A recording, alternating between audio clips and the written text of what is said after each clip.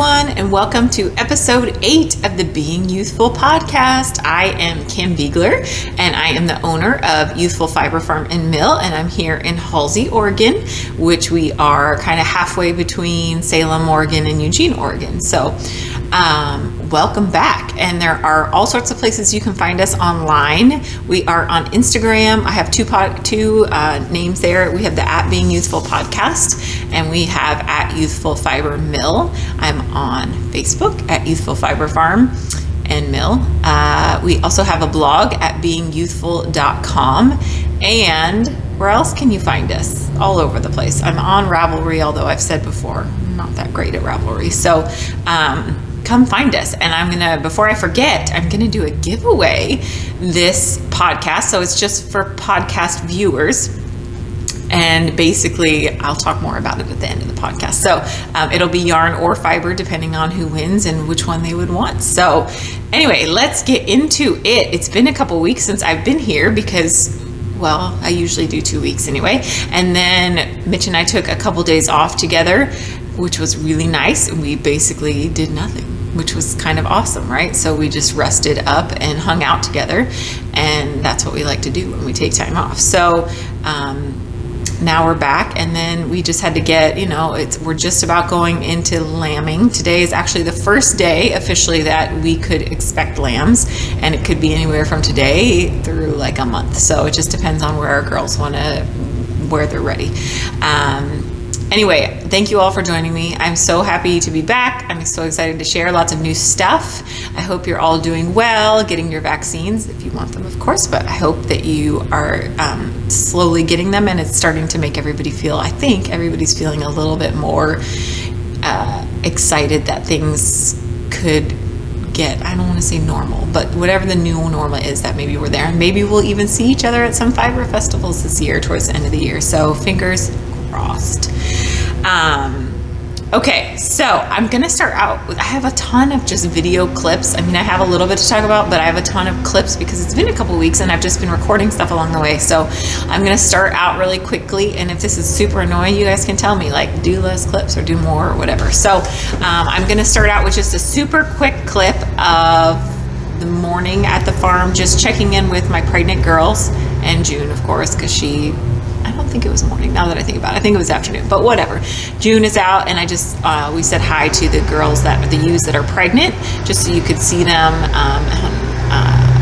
in all their glory right now, which is a wide load of glory. So I'll be right back, let you check in on them, and then we'll talk a little bit more about fiber and yarn. Okay. I thought I'd do a quick little video. It's such a beautiful evening. Cash is coming in. Just to show you the girls. There's a big belly. There's a massive belly. She's not at the right angle for you to see, but she is massive. Huh, sweet peas? She says, I am so massive. Drill is over there to the left, and Taraji, who also is massive, is in the back there. And these two girls to the right both have lambed for us before. The other two, it should be their first time. Here comes Sweet Pea. There's a reason her name is Sweet Pea, because she's just about the sweetest thing. So I just thought, hopefully you can get a better idea of, look at that side to her. Hi, baby girl. And she's just enormous.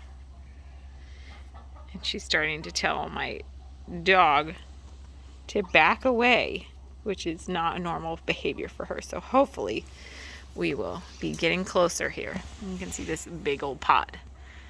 Big pot belly girl. That is Dolly's mom, who we've all met lots of times. So anyway, just wanted to show you. Hopefully next time I'm down here, there will be at least one less pregnant lady.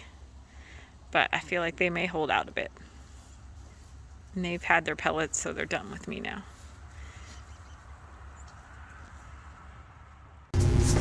Okay, so the girls.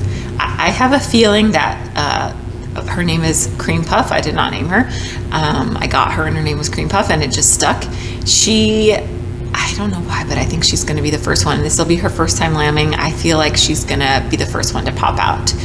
And we'll see, though. And she's my only ewe that I can't actually touch. she's my only sheep, I should say, that I can't actually touch. I mean, we can get her to do feet and things, but she won't just come up and get pets or scratches. And a few of them are a little iffy about it, but they have come around. So I told Mitch, this is it. This is the chance, because Taraji, who you saw in the video, I could not pet her at all before she lambed the first time. And then you're kind of spending a little bit, they're in more intimate quarters, so you get a bit of a chance to pet them easier. So we'll see. And now Taraji does come up for scratches under the chin. So, okay. So we showed that. I think I'm going to show you really quickly. So there's a lot of spoilers. If you are in our yarn club or in our fiber club and you have not gotten your fiber or your yarn yet, which is all in the mail, you should probably stop watching until you get it, unless you don't care about seeing what it is. But that's my first time of telling you that. So I'm going to go into knitting first, and I don't have a lot for knitting, and we're actually going to take a little field trip over to show you my work in progress. I do have some thoughts on what I'm going to knit, but I honestly have not been doing a whole lot of, haven't been doing a whole lot of making in general, except I'm lucky enough to do it at the mill at work when I come in. But I've kind of just taken a little bit of a break. My elbows needed a little break, and so I just decided to take a little, and actually I kind of started enjoying a little break, as odd as it sounds. I've been doing a little weaving here, a little knitting here, a little spinning here, but I haven't been as, not like every day for half hour, whatever I can manage to fit in. I haven't even been doing that. And I've actually, for some reason, there's been like a little sense of like, like I don't even have to do that. Not that it's having to make.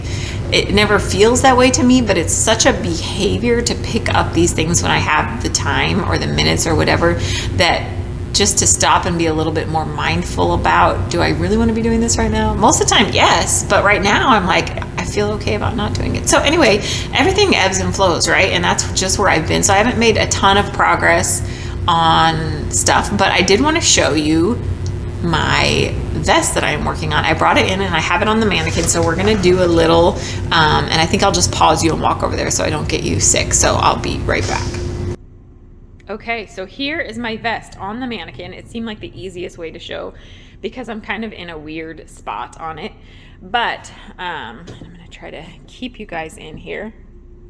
But you can see I love how much, so my armpit is here and I love it so much. I wonder if I can open this just so you can get a slightly better, without making a mess here, slightly better. So this is my Shetland alpaca that I hand spun. I do have more of this fiber. There's still some of the discounted fiber and some of Andy, both specifically marked, that are Shetland alpaca.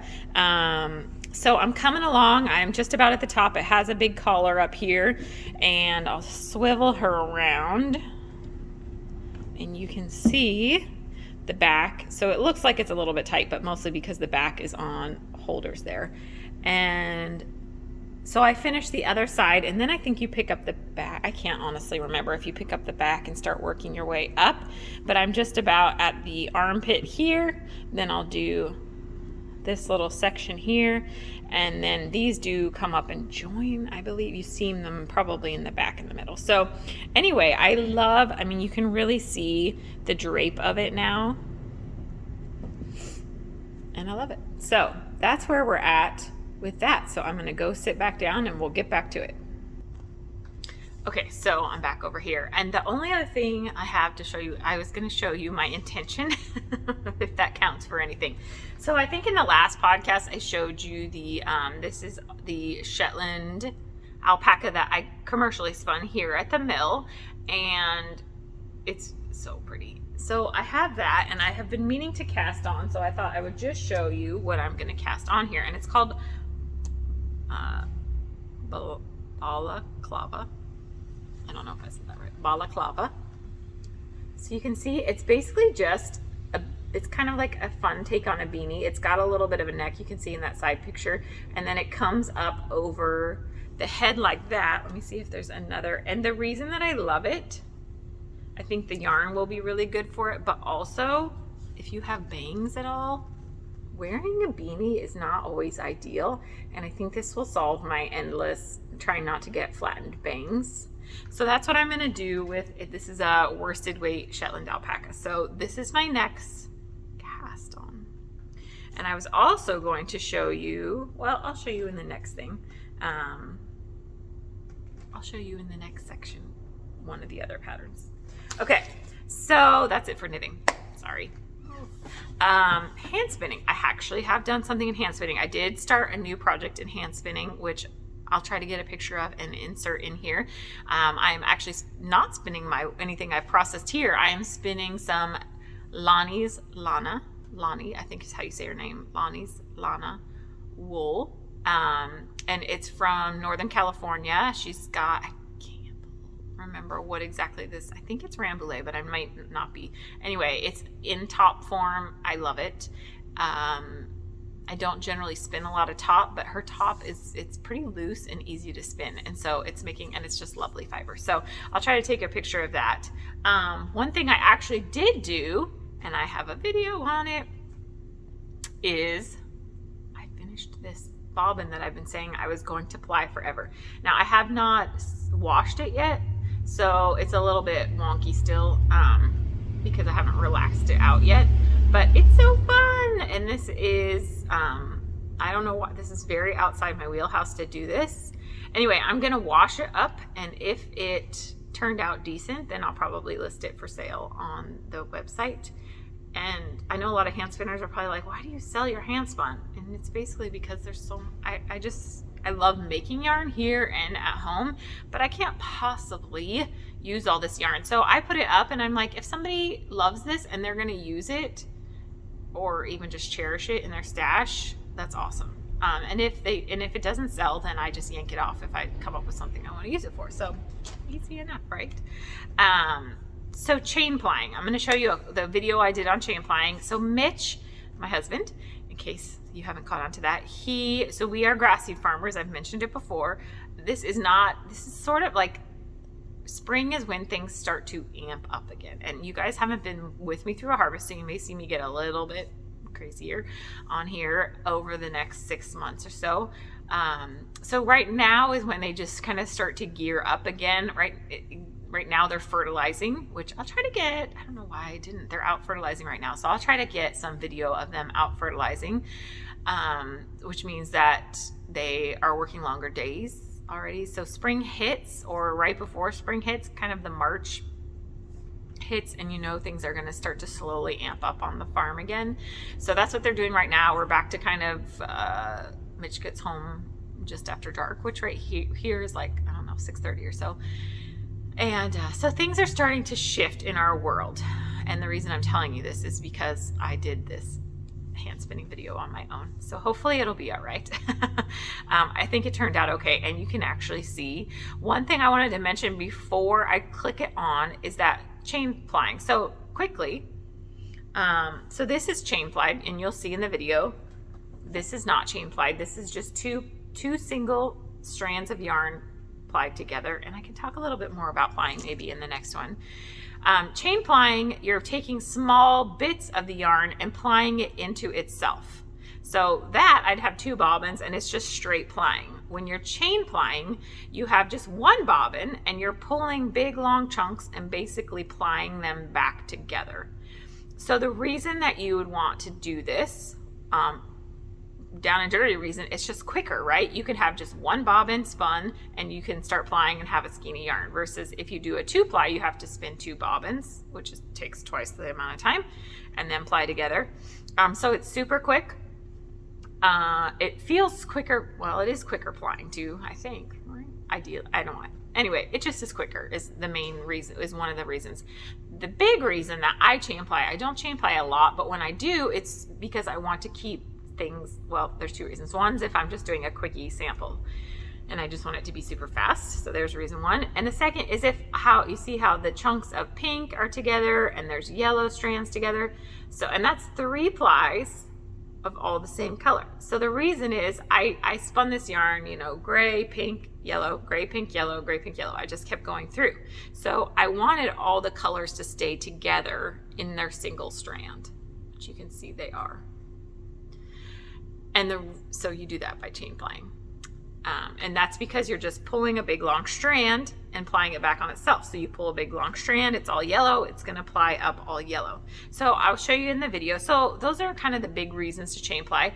I know there is an argument that chain plying is not make as strong of a yarn. If you lose one, if one of the strands breaks, it can really back up and cause a problem.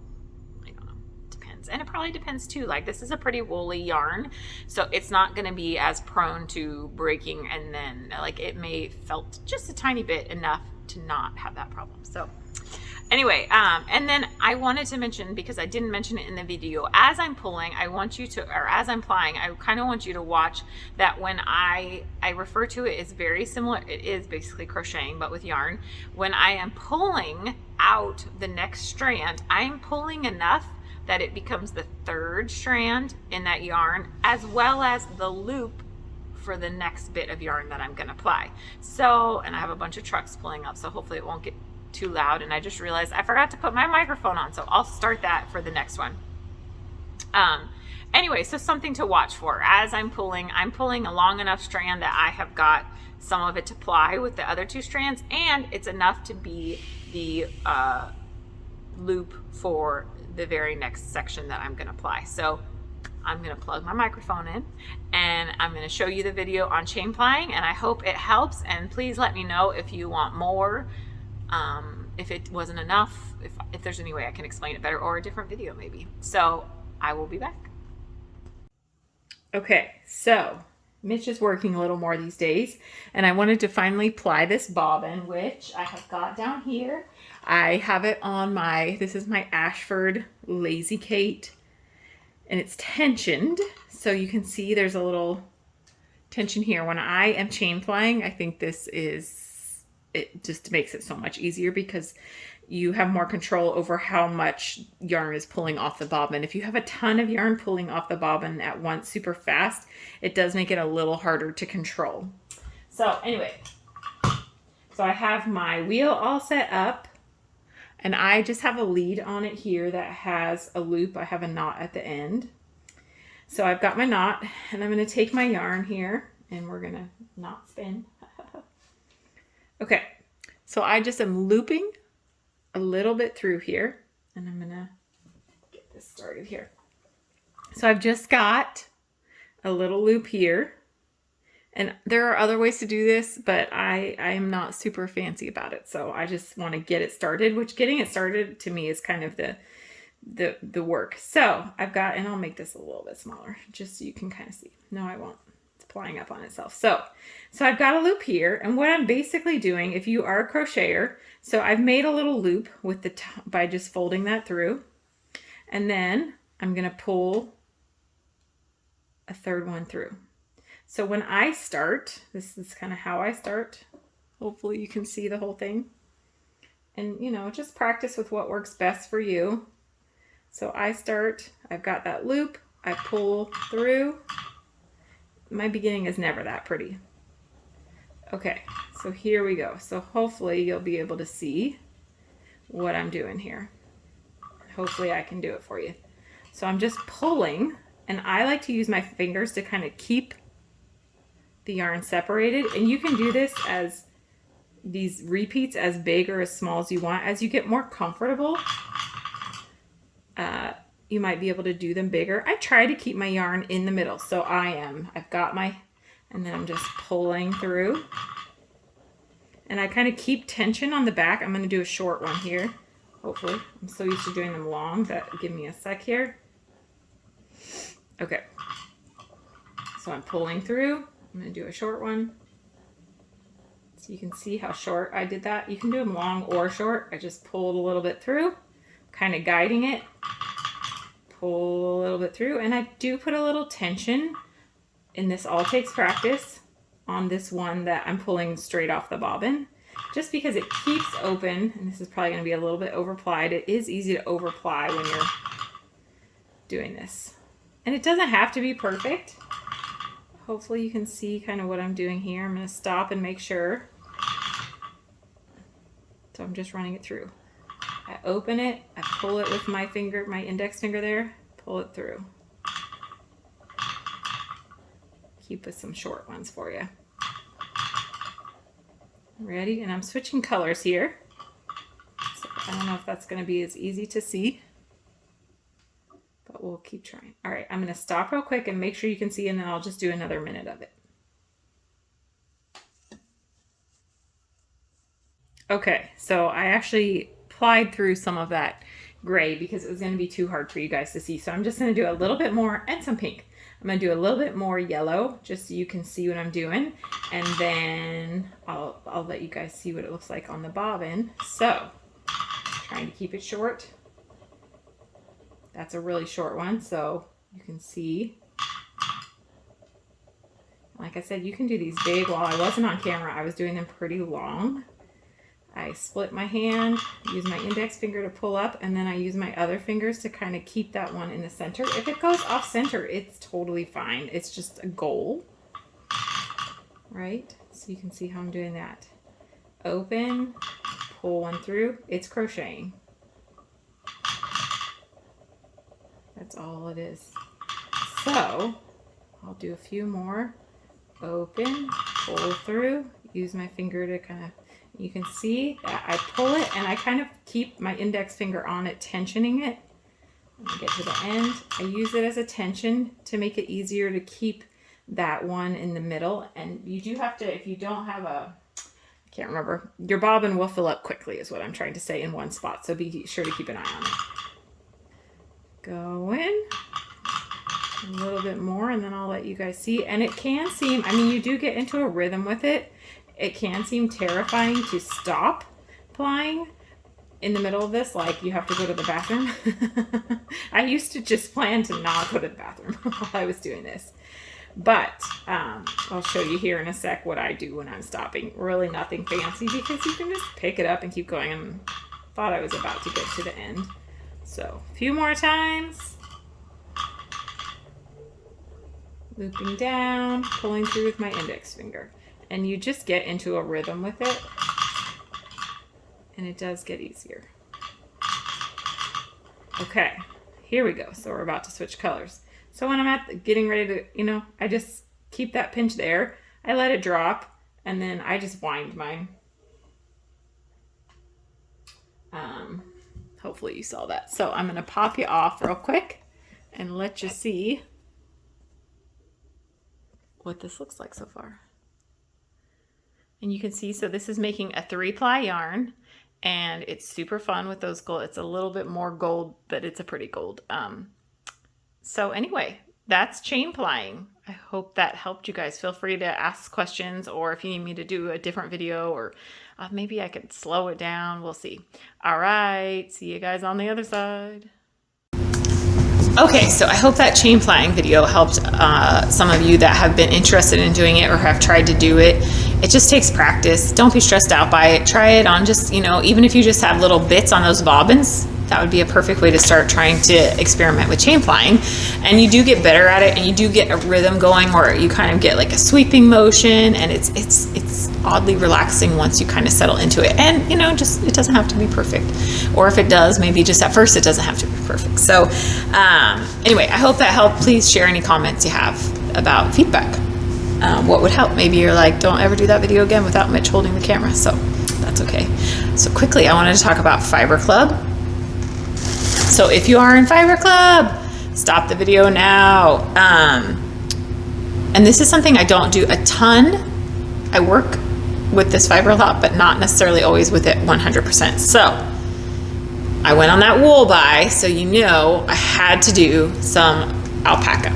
So this is a light gray rose is what this fiber color is called. It's natural, and it's not showing it super well here, but it's got a very kind of light fawn color to it and silver blend together. So it doesn't get a whole lot more pretty than this when it comes to alpaca fiber, as far as I'm concerned. And this is just kind of how it blends out. It's so stunning. This is 100% alpaca. And I don't do a ton of 100% alpaca because alpaca is just it's a breed that takes a little bit of special handling, and sometimes it works out and sometimes it doesn't. So there will be more of this on the website. It will be specifically labeled as the light rose gray. And I'm hoping to get at least one other 100% alpaca roving up there in a different color. So if you like it, go grab some up. And I'm going to show you the gift too. And we're going to talk a little bit more about alpaca today, so don't worry, I have more to say on alpaca. So the gift for Fiber Club, I'm going to try to contain this. This is Angora. So Angora comes from the Angora rabbits, and not to be confused with mohair, which is what comes from Angora goats. So see how tightly I have this compacted in my hand? That's because I'm terrified it's going to poof out and go everywhere, because it will start flying. And I don't process a lot of alpaca in the back, or a lot of Angora in the back, because it is so lightweight and so poofy, it kind of makes a bit of a mess on things. And if I do, I'm just feeding small amounts straight in as a blend. I don't want to do 100% of this because it would just be a lot. It would be a lot to handle. But it is absolutely fun stuff. So this was in the Fiber Club with their alpaca, and you can, I mean, it's super easy to take this and take little bits of it and just start spinning it into your roving or into your top or whatever, or you can hand card it or throw it on your carder if you are lucky enough to have a little one at home, and make some blends. So I do have more of that, which will also be in the fiber section of the shop in case anybody is interested in grabbing some of that up. I had something else to say there and I was just going to mention what Fiber Club is, because I should have said it right before. Fiber Club is our monthly subscription club, and it includes usually 3 to 4 ounces of fiber and then a special little gift. And you can sign up in our online shop. There's still spots open. It's just different. It's always different. It could be, a lot of times it's wool or a specific breed or a crossbreed that I just thought was fun, but sometimes it's just something I blended. It just is all over the place, but it's something that comes every month and it's fun. So if you're interested, go on and subscribe there. I think I'm going to talk about weaving quickly because, as I said, I've been kind of mellow on the making, but this is, and I think I showed a picture of this last time. This is my latest finished object, and this is the yarn that I was saying was so ugly. It was so ugly, and I had just used it in the dye room to kind of check out like what colors would go well together on a skein, and I did not think these colors went well together on a skein until you put it into weaving, and apparently it's a whole different ball game, which is amazing. So the warp or the up and down fibers are just this, and this is all our Halsey yarn. So this is Romney wool, alpaca, and silk. And then the weft, which is the one that is going back and forth, was just dyed up, and it had splotches of different colors all throughout it. And that is also our Halsey yarn. And you can see how fun this would not have looked nearly as good if I had tried to knit or crochet with it. I don't think, personally. I don't think I could have gotten a better use of the colors than out of weaving. So this is this lovely scarf. It's really long. You can so you can actually loop it and then tie it through. And this is up on our website. So if anybody's interested in it for themselves or as a gift for somebody, it is quite the Oregon made product. That is for sure. And then at home, I am working slowly on another scarf, which will make its way into the online shop when it's done. And I'm sure by the next episode, I'll have it done. And I'm doing a little bit for the first time. I'm trying to do a little bit. It's called Spanish lace, a little bit of lace work in between the solid, which it's a green color. And I'll post a picture of it here, of my progress on it. And it's so much fun. It's taking me a lot longer because as you do the lace, that takes a little bit more. And I'm using some hand spun that I had left over from a cowl that I made. So it was a great way to use a small amount of yarn to make a big difference in this scarf. So I'll post a picture of it here, and that'll be fun. So what's going on at the mill? Moving topics here. That's all I have in I told you my making is a little bit, but I'm okay with it. I'm just kind of enjoying where I'm at right now, and my elbows are also enjoying where I'm at right now. So that's important. We have to listen to our bodies, right?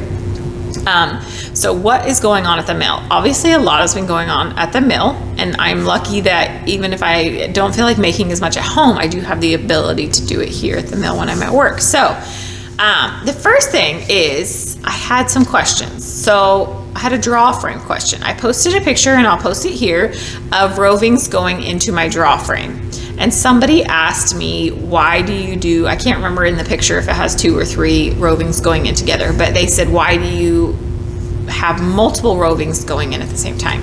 So I told them I would mention it on the podcast. So I have a little video clip that I'm going to share now, and then we'll come back and hopefully that will explain that question. And I have one more viewer question that I was going to answer. So I'll be right back. Hi everyone. So welcome. I am here back at the draw frame because I had a question asked of me. Why do I run multiple rovings together through the draw frame? So I'm going to flip you around. Yeah, what I mean. So this is the first time. So I'm making yarn with this. This is the first run through the draw frame, and the draw frame makes the fibers more parallel and also evens out the rovings and blends them. And it evens out the rovings simply because this is what's come straight off of the carder. So if I put 3 together, the more I run them, the more it's blending and evening out. So if I had 2 together, in theory, they're going to blend and even out a little bit less, just because you can kind of see there's spots. So the more I run it through together, because what's happening is I'm running 3, and then right here, it becomes 1. And then, sorry, try not to make you guys sick. Here it comes out the end.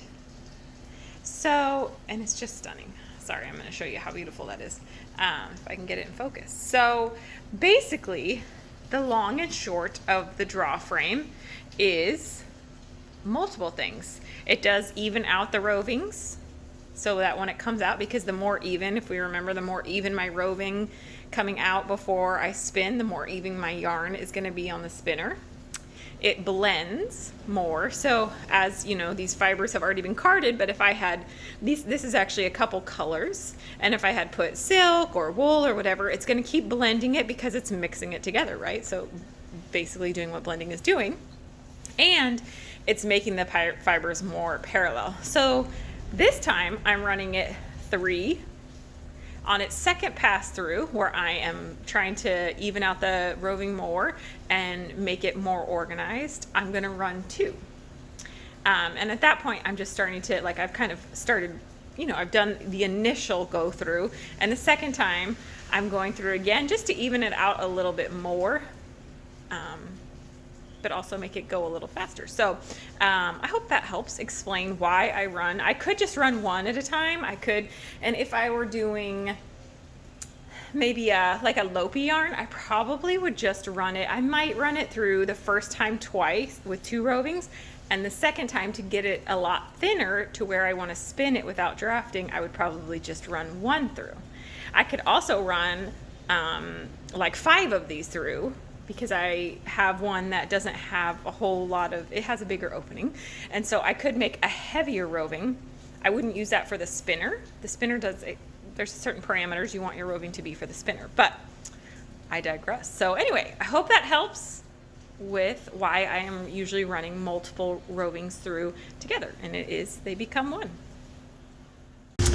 Okay, I hope that helped explain kind of a little bit about the draw frame process and why I have 2 or 3 going through. Sometimes it just depends on what I'm doing. So that leads into the next question that I had, which was some hand spinners were asking, what is the difference? And I think they were asking it in terms of, if you were sending some product to the mill to get processed, what is the difference between getting a combed top out versus getting a roving out? Pros and cons, whatever. So I had to do a little research on this one because I don't have the machines that do comb top. So you saw I have a draw frame which will even out and blend up roving, but I don't do comb top, and most smaller mills don't do comb top. I know one that you can find is called Zeilinger's, and I'll put a link to them, and they do process for small batches into top.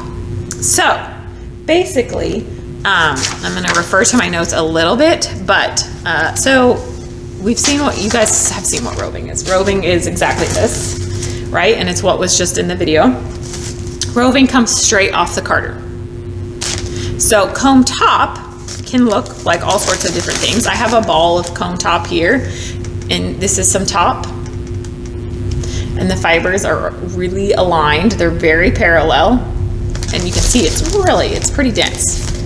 So here is another way that you might see top, and it's in these dyed lovely braids. This one is, I think it's online. I should check, but sometimes I dye them up. This is not fiber that I've processed. I bought this from Pendleton and I dyed it up. So this is also another form that you'll find top in, and it's the same product, it's just been dyed up. So combing basically involves more processing, and it also involves different machines, which I obviously don't have.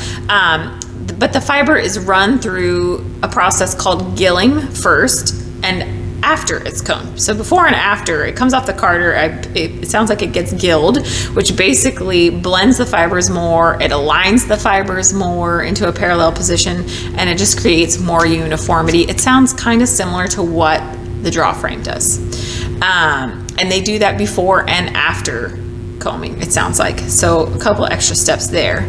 So combing happens, and the combing is done to remove the neps and the noils and the excess vegetable matter. It'll kind of pull all of that out and create a nice smooth, and you can see how incredibly smooth this fiber is. And it is rare, like there's one, I don't even know if you can see it, one little piece of vegetable matter left in there. You don't find much vegetable matter when you're spinning comb top. And that's because the process removes a lot of it. So the big differences in all the three. So just to clarify, so and I think this is a big reason why as a hand spinner you would want to send something to the mill and have it processed whichever way you want. But carding, so when it comes off my carding machine as roving, that's still pretty disorganized fiber, and that will spin up as a woolen yarn. And the main thing is how it's processed, right? Also how you spin it, but that can be for another day. So roving, which is what comes off of my carding, basically, whether you're spinning a bat or roving off of a carder, it's gonna create a woolen spun yarn, assuming a few other things, but basically. So when I run my roving through the draw frame, it parallels out the fibers like we just talked about, and it blends them up more. So what that's doing is allowing you to hand spin or commercially spin out a semi-worsted yarn. So if you're spinning combed fiber, so there's the three stages, but combed fiber, your fibers are all aligned because they've been combed, and they get, on the combing machine, they get run through a series of fine combs basically. And that's how they get that, you know, it's getting run through combs, and so everything's getting run into a parallel line. So that's how they're getting that option, and it does work best, I've read from for fine and medium wools, just so but so when it's processed like this, you're going to get a worsted yarn. Again, I can get into that, but I didn't want to go too far into this, just to kind of answer this question. So pros for hand spinners of getting something combed is, if you want a true worsted yarn, right? There's one reason. If you want to spin up a true worsted yarn, you get it processed into comb top, and then you spin it short forward. I'm not going into that right now. Another pro is that obviously there shouldn't be much as far as pilling or vegetable matter or anything. So if those things drive you nutso, then comb top is going to be probably a better thing for you to have done. And that depends. It depends a lot on the fiber. So you can't just blame that on it being roving versus top. But if you have it processed into top, you're probably going to have less of those things.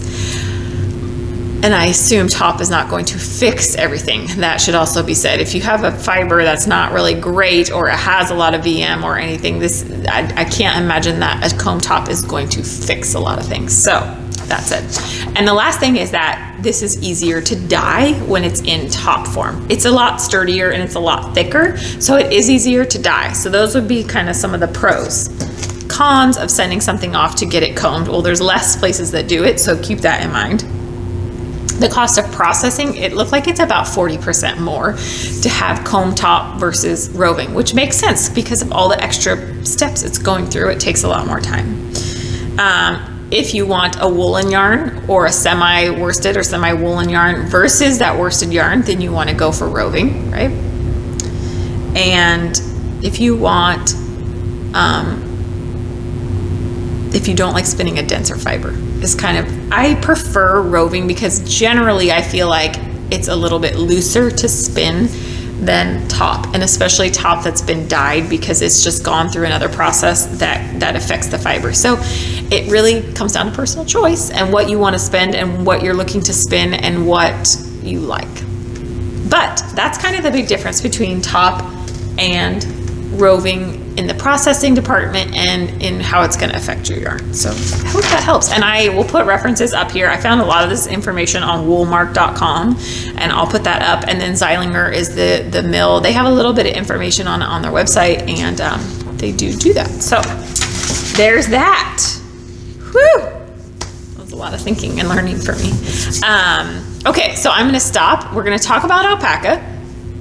I'm going to show a skirting alpaca video because it is a little bit different than skirting wool. You're going for the same thing. You're trying to take vegetable matter out. You're making sure there's no poop or yucky spots. But alpaca fleeces generally have a main blanket and seconds and thirds, and that is all referring to the fiber quality. Basically, their main blanket is the first. That's the best stuff.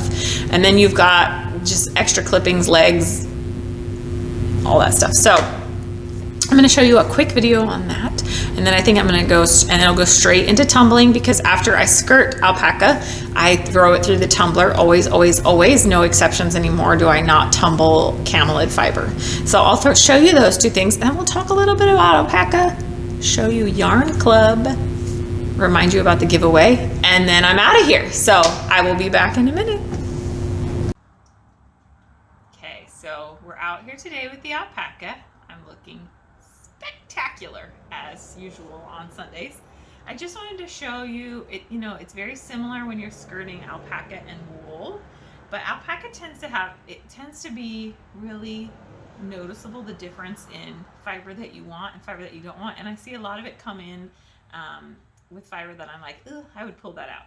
So this is a beautiful fleece, and it's straight out of the bag. It's gonna have a lot of dirt because alpaca roll in the dirt. So after I skirt it, it'll go down to my tumbler, and the dirt and the tumbler literally just tumbles the fiber, and the dirt and some of the vegetable matter goes poofing out, which is amazing, because the hardest part about washing alpaca is trying to get the dirt out. With sheep's wool, the dirt tends to stick to the lanolin. If you melt the lanolin away, most of the dirt goes away. With alpaca, they don't have lanolin, so not the case. So I just want to show you, I just opened up this bag of alpaca, and you can see, without me messing up too much, this is my good fiber here.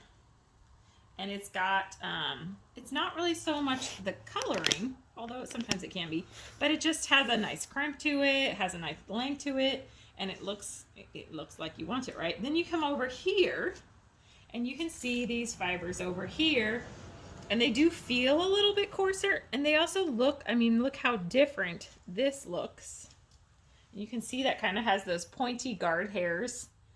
And if you put that in comparison to what I'm saying is the good stuff, even just looking at the lock structure, how different it is. And a lot of times it does kind of correspond with color, but not always. So I'm going to pull out these chunks that kind of look like that. And that's one of the big things you can see there. There are these long fibers coming off of that. And really that's kind of their not so great stuff. So generally speaking, if you were going to a festival or somewhere and you were buying an alpaca fleece, most of the time I would think that you're buying their main blanket, which is considered the first. Then there's seconds, and then there's thirds. Hopefully you're not buying the thirds.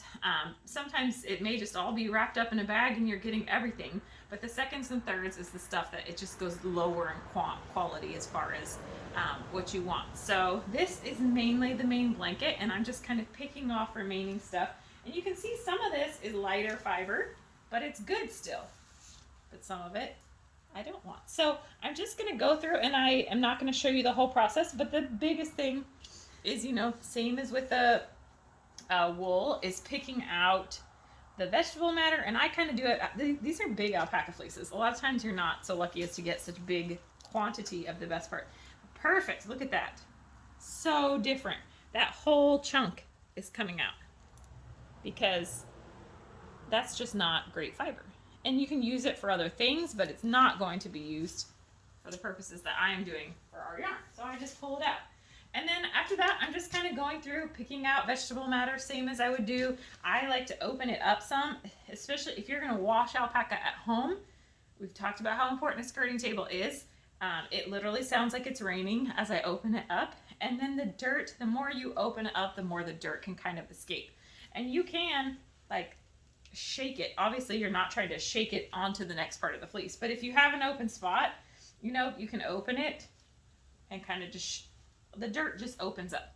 So the idea is, especially if you're doing it at home and you're not going to tumble it, trying to get that dirt out is going to make your washing process a lot easier. So that's really it. I'm not going to have you sit and watch me go through all this, but you can see there's some really obvious parts that like, I just don't want that. So I thought this was a great blanket to show you. And technically an alpaca fleece is called a blanket. It's their first cut, not their, yes, the first of their fleeces. So this blanket is shockingly clean, and I'm just going to go through it, not with you guys on camera, pull out vegetable matter, anything I don't want in it, these random fibers, and then it'll go down to the tumbler to be tumbled. That's all. Thanks. Here we are with the tumbler, and it's actually been running for a while. Excuse me, sheep are going to talk. So I am going to turn it off here, and then you can take a peek and see how beautiful this is. This is a true black alpaca.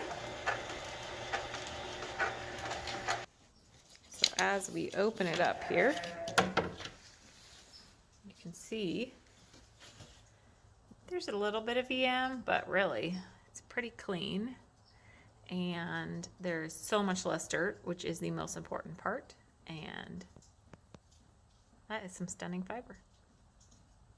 Next, it'll go into the washer. Okay, I hope that was good and that you learned a little bit. And I do have some samples, and this is, as always, my podcast is getting long because I just end up with so much information that I want to share with you guys every week, or every couple weeks. So I apologize that it's long. Hopefully it's fun enough that you can trudge along with me. And I brought along 2 alpaca samples because let's talk about alpaca for a minute, right? We talk about wool and all that stuff. So let's talk about alpaca.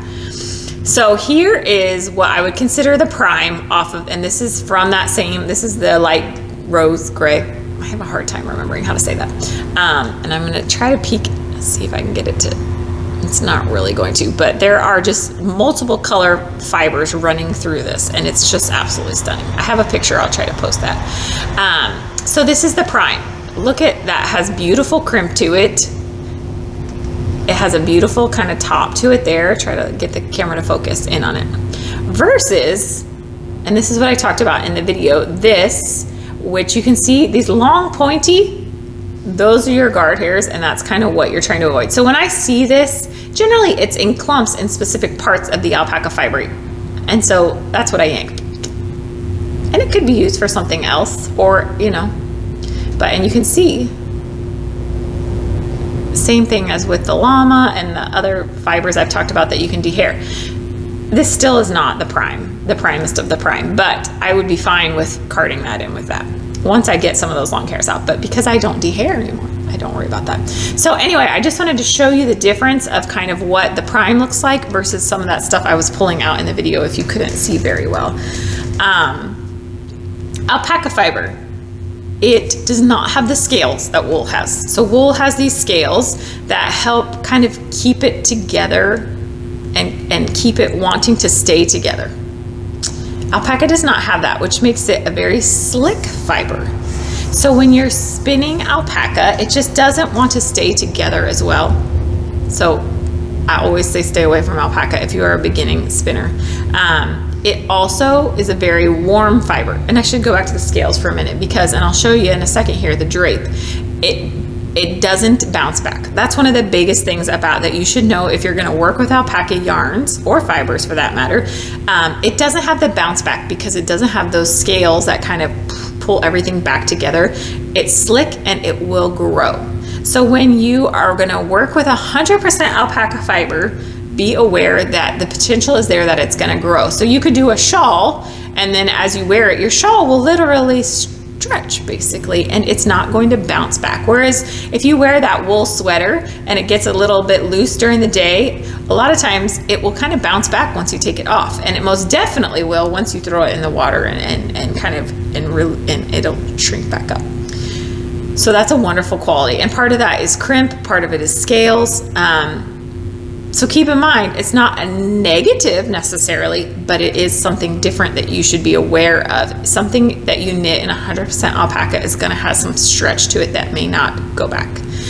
Other thing about alpaca, it's very warm. So it is warmer. If you knit 100% alpaca sweater, you should be somewhere that is very warm to wear it, because you are going to stay warm and maybe overheat. And it's why I tend to do most of my alpaca yarns in just a 2-ply instead of a 3-ply, because the 2-ply is going to be lighter weight, and you don't really need a super dense 3-ply alpaca yarn living where we live. Now, if you're in Alaska or somewhere super cold, that would be great. But here, you would probably overheat. Even me, I think I would even overheat. So alpaca, and of course alpaca is super soft. I mean, we know that. And there are grades of alpaca too. So some alpaca can be down in the, alpaca breeders are really trying to breed into the low teen microns, which is where your fine wools are.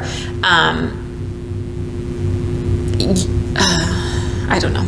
I won't get into why that's good or bad, but alpaca is in general soft, so it's going to add softness if you blend it with wool. So it's warm, it grows, it is stunning, and it's all different. Like my alpaca do not put out as good a fiber as the alpaca that I've used, that I bought recently. So Yarn Club, here it is. Let me grab, I have a skein that is,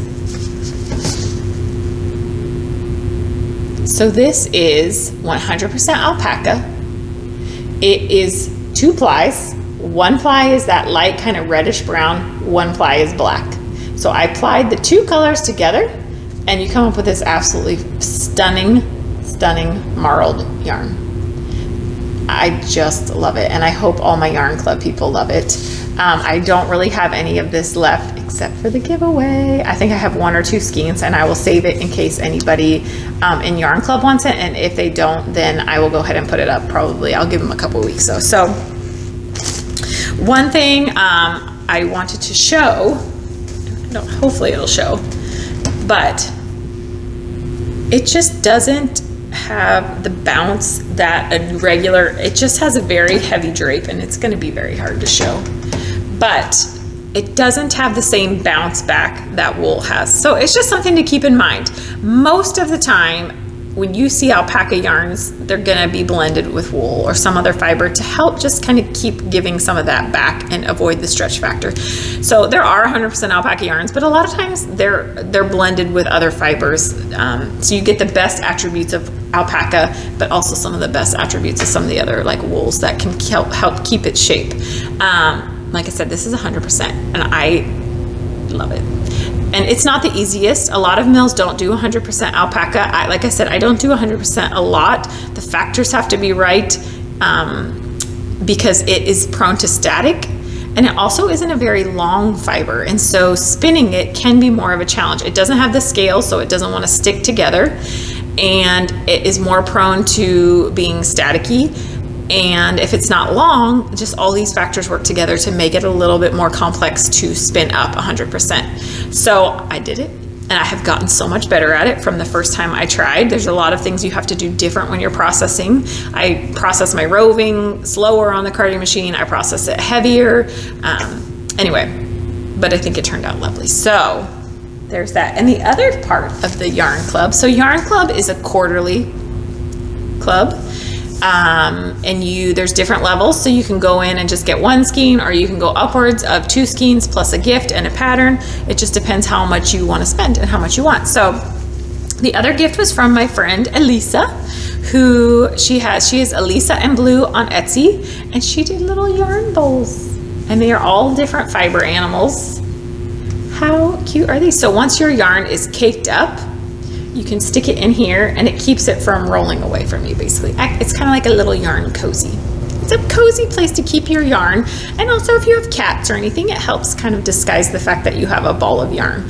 So I'll put a link to her Etsy shop, but she sells little, just different project bags and things like that. And she does make masks too. I don't know if she's got any up there, but all my masks are from her. So that was Yarn Club for this month. There are spots. The next one will be for June. So I'm asking people to sign up before June if you want to be in it, but it's super fun and it's really fun for me. And it's the same kind of thing. It's just different. It's going to always be something different that I'm having fun with. So I have one last video I'm going to show you, but it'll be my I'm out of here video. So giveaway. I've been trying to figure out the best way to do a giveaway since there's so many different social medias. So here's what I decided. It will be on the Being Youthful blog site. So go there. I'll have written up something about the giveaway and you just need to comment. Whatever comment you want to write. You don't even have to, it doesn't have to be a compliment or anything. You can just be like, hey Kim, whatever. Just show me that you've gone to the Being Youthful site, that you watched this obviously because you know about it, and I will pick a winner from there and it will be yarn or fiber, whatever the winner wants. And let's say, I'm going to put this out on Friday-ish. So I would say let's go till next Wednesday, which is probably like the 15th, 16th, somewhere in there. So whatever the next Wednesday is after I put this out is when I'll shut it down and pick a winner. So, and I'll just pick randomly from whoever has commented. So thank you all so much. I'm going to end with what's actually going on in the back of the mill because now we have spoiled every spoiler that there is. And thank you again so much for joining me. I apologize that it's so long, but I get excited about sharing all of this stuff with you. So I hope you enjoy it enough to trudge through with me. And like I said, don't forget to subscribe below. If you like what I'm doing, let YouTube know that you're liking it. And go to the beingyouthful.com website and enter in the giveaway. And thank you all so much for watching. Be safe out there. Be nice to your neighbors. And until next time, I will be here. Thank you.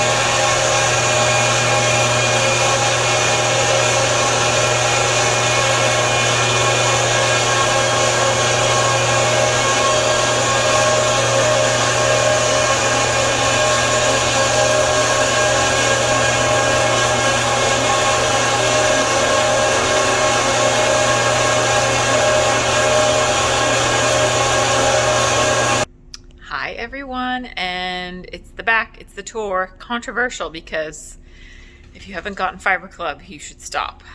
I debated doing this mill tour, but we'll see.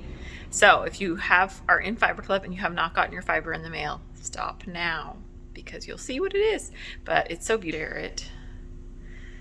And so you can see back here. So this is all alpaca. It is crazy alpaca days. And part of why I'm doing so much alpaca is because of Fiber and Yarn Club. And part of why I'm doing so much is because I'm just in the rhythm of it, and I'm getting stuff tumbled at home. Because I have to tumble it at home, it takes an extra step, so I'm kind of trying to keep myself moving. That way I don't get low on clean fiber and have to start all over. So anyway, I don't know if that makes sense. So we've got coming off the Carter. We have got, this is coming off of the draw frame, and I am running it through the draw frame because it just is so lovely coming off that I felt like I had to. It evened it out so much and made it look so smooth and pretty that I just had to. And this is this is 2 fleeces. You can see I've got some there that's ready to go out the door. Then behind us, we have got more of it picked. It is just, I'm not gonna lie, it's pretty fun. Also, the weather right now is perfect for alpaca. It's a little bit dry right now, but but we've had a lot of rain, so it still feels wet. This is pre-picking with this alpaca, and I'll zone in so you can see. It's just stunning. So it's a light, I think it's rose silver is what they call these two fleeces, because they have just a gray tint in them, but also that rosy tint. They're just stunning. So that's all for the most part. There will be leftovers. And then in the drying rack over here, we have a little bit more of that rose. And then up top, we've got some really stunning white alpaca yet again. And this I'll probably use to blend out mostly for our yarns. And then if we come to the washer, I left this bag open because it's just so pretty. Look at that color. Oh my gosh. It is just stunning. And they have this as a dark brown, is what the breeder labeled it as. And then we've got some fawn in there and the dark brown getting ready to go in the washer. So it literally is just alpaca days around here. I'm going to go back to this one more time because the world should appreciate that stunning color. Look at that crimp in it. I mean, this is just some stunning. This is more, that's the actual color of it with that red in it. But all right, that's kind of what's going on at the mill. I would show you the yarn, but I already finished up Yarn Club and you've probably seen it by now. So we're out of here.